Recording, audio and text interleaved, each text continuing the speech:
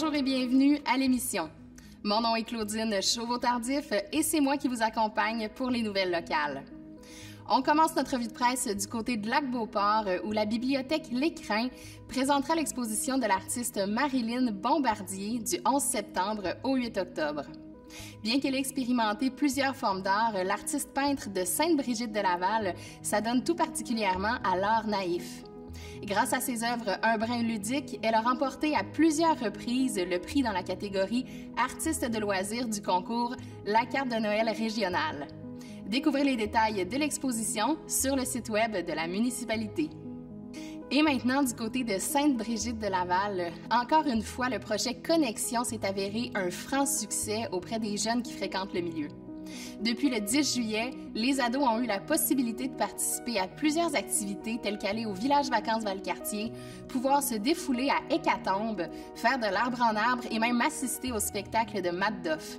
Le projet Connexion a pris fin le 17 août, mais les travailleurs de milieu sont toujours disponibles pour accompagner les jeunes et pour leur offrir du support dont ils ont besoin, quelle que soit la situation. N'hésitez pas à aller les voir lorsque vous les apercevez à différents endroits dans la ville. Visitez le www.sbdl.net pour en apprendre davantage sur la Maison des jeunes. Et maintenant, à Stoneham, la municipalité vous encourage à adopter de bonnes habitudes et à poser des gestes en tant qu'individus qui auront un impact collectif sur notre environnement. La plupart sont simples et faciles à mettre en place, comme l'herbicyclage, qui est l'action qui consiste à laisser sur place les rognures de gazon après la tonte. Plusieurs avantages sont bénéfiques, comme l'économie de temps d'entretien pour les citoyens, la réduction des impacts environnementaux liés au transport et au traitement, et aussi la diminution de l'utilisation d'engrais. La municipalité vous rappelle également que selon la réglementation en vigueur, il est interdit de déposer des rognures de gazon dans le bac à déchets. Découvrez les bonnes pratiques à adopter au www.villestoneham.com. Parmi tout ce qui s'est passé au cours des dernières semaines à Lac-Beauport, pensons à la compétition de skateboard, à la randonnette, à la visite du jardin Carotte et Parlotte, à l'ouverture des terrains de tennis et à la fête des voisins. Mentionnons également la fête nationale où plus de 500 personnes se sont réunies au parc Carrier-Chamberlain pour prendre part aux festivités. Les acrobates du cirque Kikas ont impressionné petits et grands et les talentueux musiciens du groupe hommage au coloc Juste une petite nuit ont fait danser la foule sur les plus gros succès du célèbre groupe. Découvrez la foule d'activités qui a eu lieu à Lac-Beauport durant l'été à la page 12 de l'Écho du lac.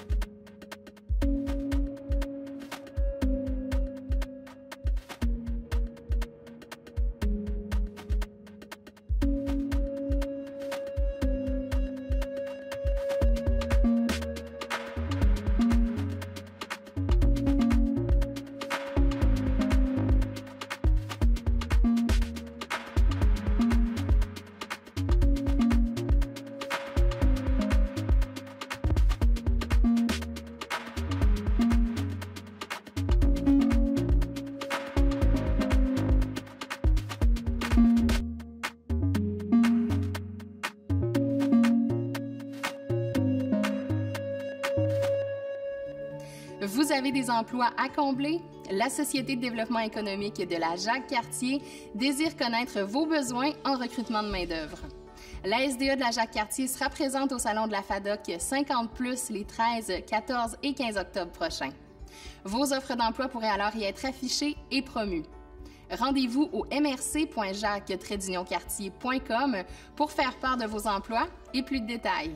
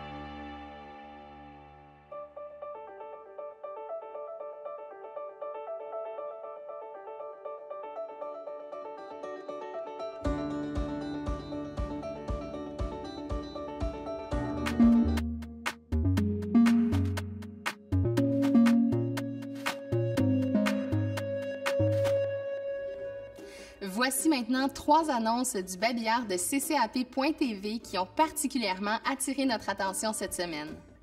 D'abord, la 2e édition de la foire agroforestière de Stoneham et Tewksbury aura lieu le 16 septembre sous la patinoire couverte au Parc des Fondateurs.